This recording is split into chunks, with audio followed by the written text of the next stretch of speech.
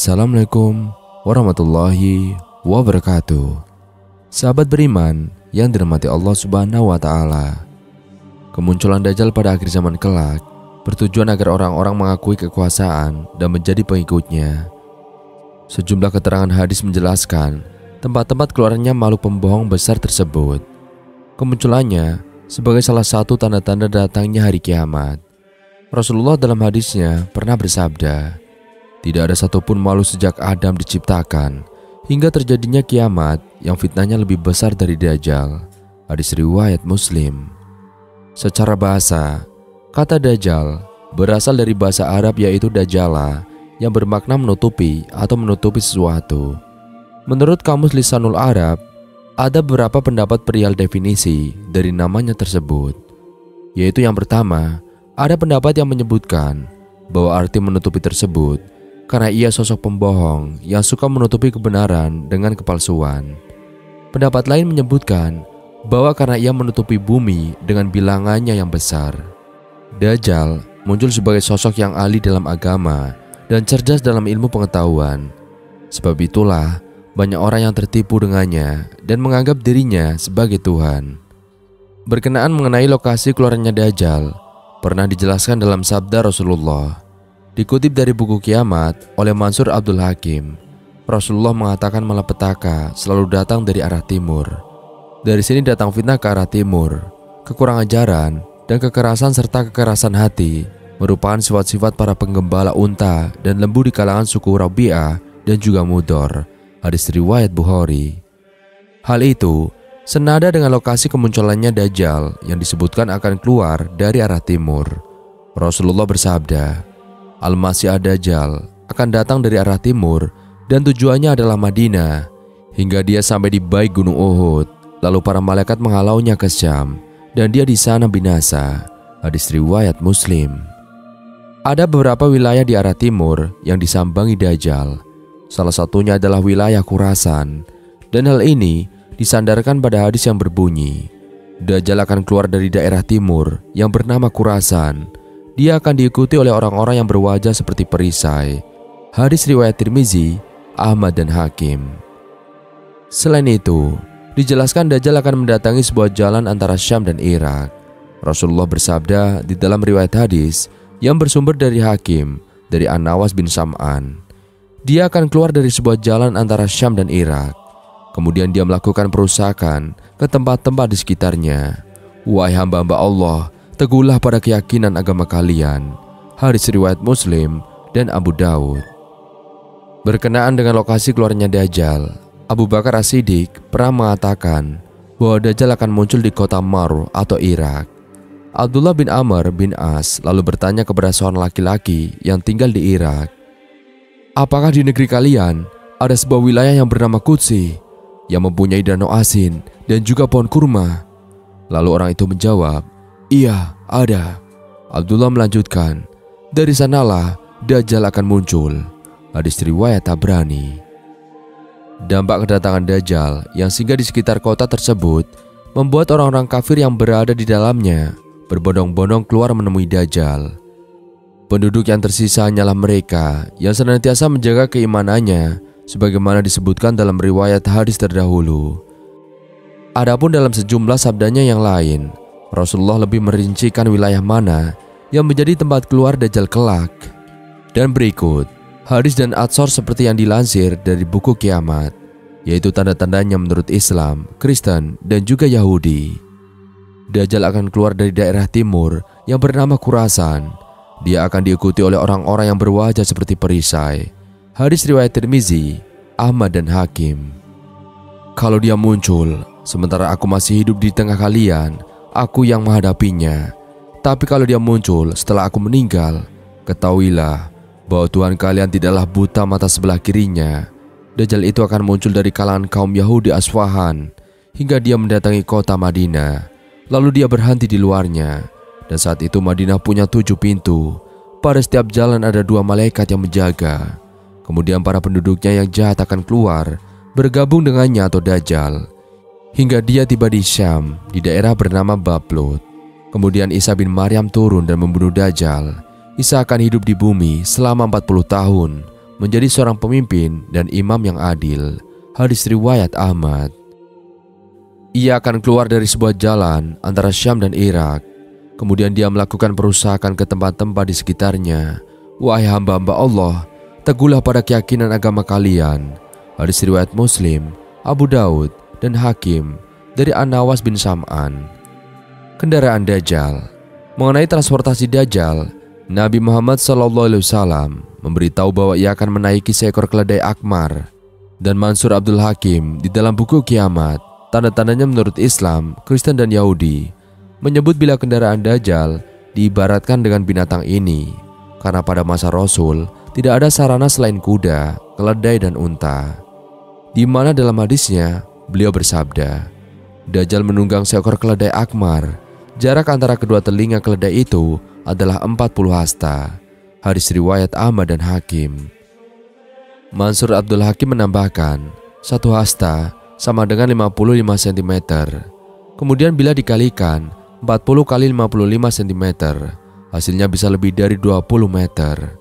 Maka binatang yang dinaiki oleh Dajjal ini bukan keledai biasa.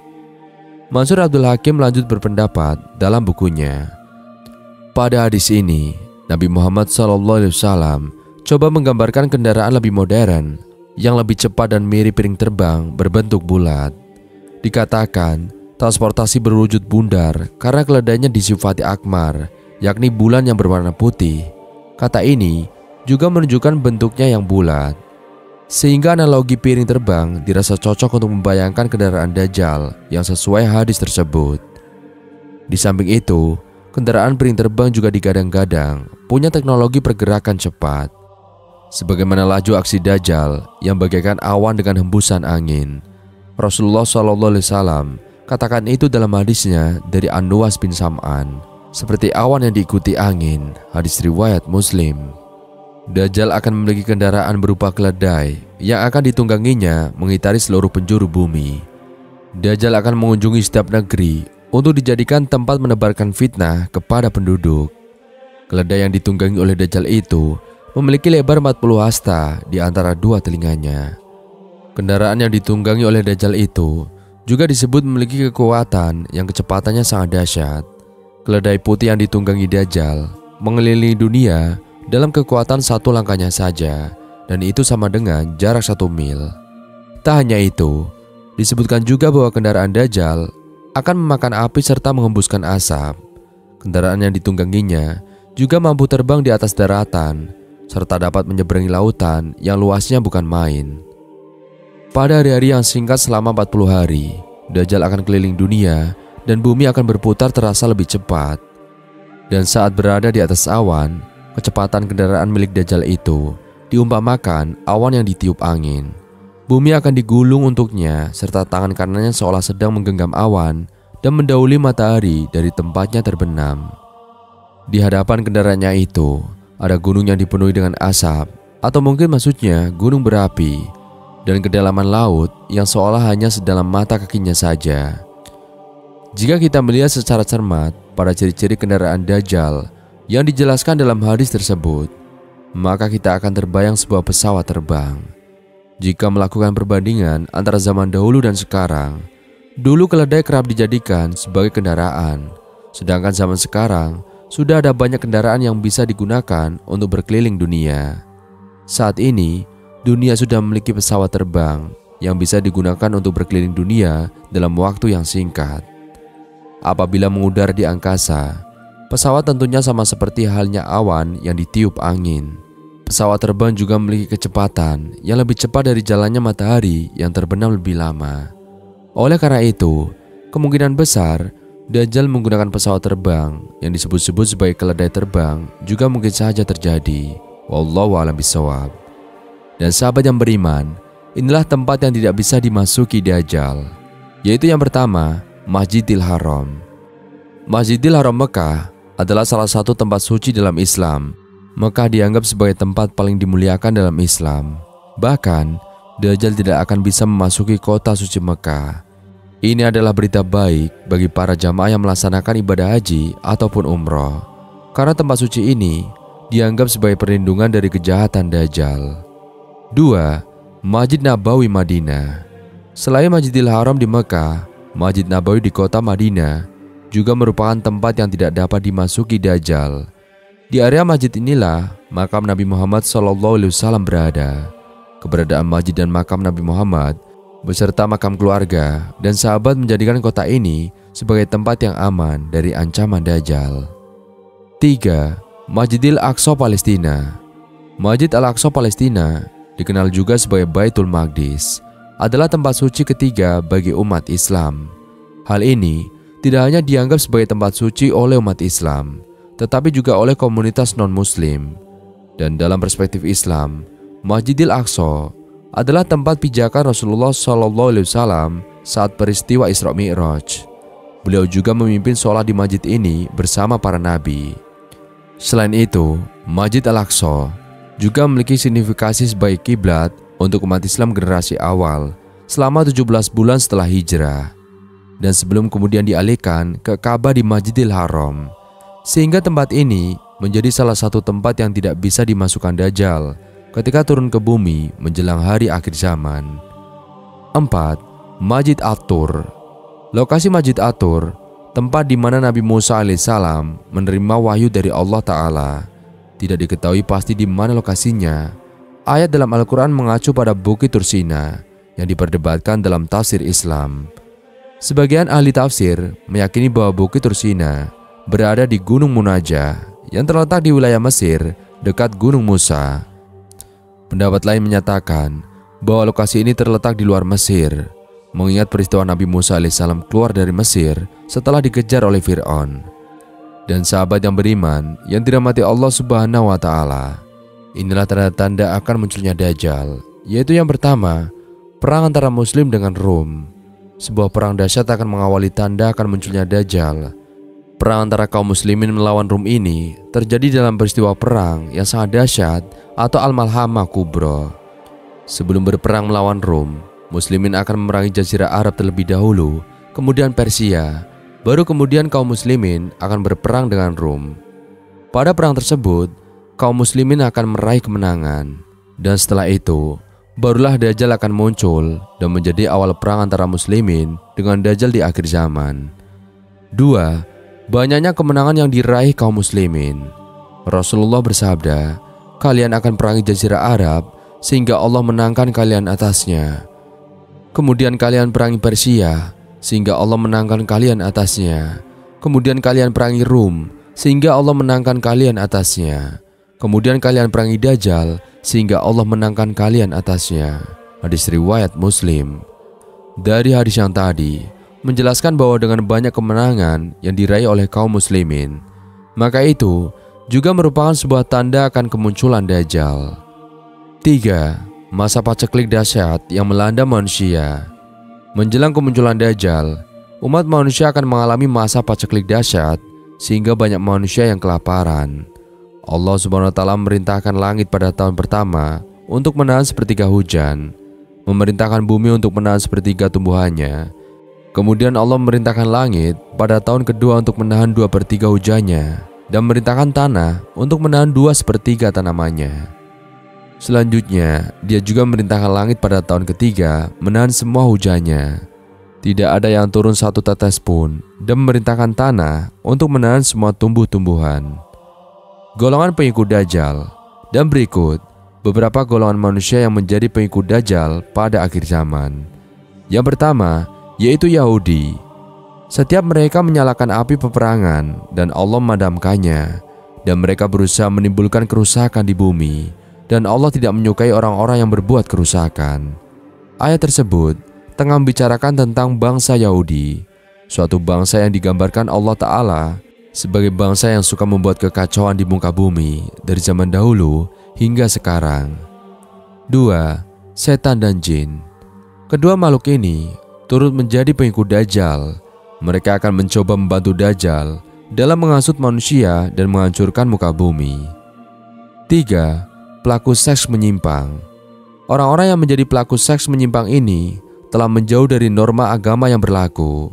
Perkara ini sudah ditentang keras dalam ajaran agama Islam, bahkan dari Abdullah bin Muhammad bin Aqil, dan mendengar Jabir radhiyallahu an berkata bahwa Rasulullah bersabda, yang artinya sesungguhnya perkara yang paling aku takuti pada umatku adalah munculnya perilaku kaum Lut.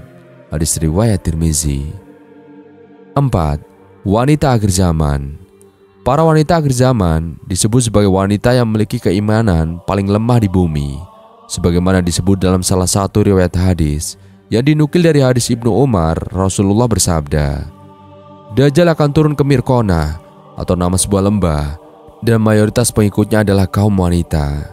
Sampai-sampai ada seorang yang pergi ke istrinya, ibunya, putrinya dan saudarinya, dan bibinya kemudian mengikatnya karena khawatir keluar menuju Dajjal. Hadis riwayat Ahmad. Bahkan diceritakan pula, orang-orang akhir zaman mengikat wanita di keluarganya pada tiang agar tidak mudah pergi menjadi pengikut Dajjal. 5. Pelaku perbuatan tercela. Umat Nabi Muhammad SAW yang kerap melakukan perbuatan tercela disebut akan menjadi kelompok yang mudah menjadi pengikut Dajjal. Mereka ini adalah orang yang suka bermaksiat, tidak mau berpuasa, mengabaikan panggilan azan, meninggalkan sholat, dan juga pemakan harta riba. Nabi Muhammad SAW memberikan bimbingan kepada umatnya dengan sesuatu yang dapat bisa menjaga mereka dari segala fitnah Dajjal. Beliau telah meninggalkan umatnya dengan jelas, hidup yang sangat jelas. Malamnya bagaikan siang, tidak akan ada orang yang menyimpang darinya kecuali dia akan celaka. Maka beliau, Nabi Muhammad SAW, sama sekali tidak meninggalkan kebaikan kecuali menunjuki umat kepadanya. Demikian pula tidak pernah meninggalkan kejelekan kecuali memberikan peringatan kepada umat agar meninggalkannya. Dan di antara hal yang beliau peringatkan adalah fitnahnya, karena ia adalah sebesar-besarnya fitnah yang dihadapi oleh umat ini sampai tegaknya kiamat. Sebelumnya setiap nabi telah memberikan peringatan kepada umatnya akan adanya Dajjal yang buta matanya.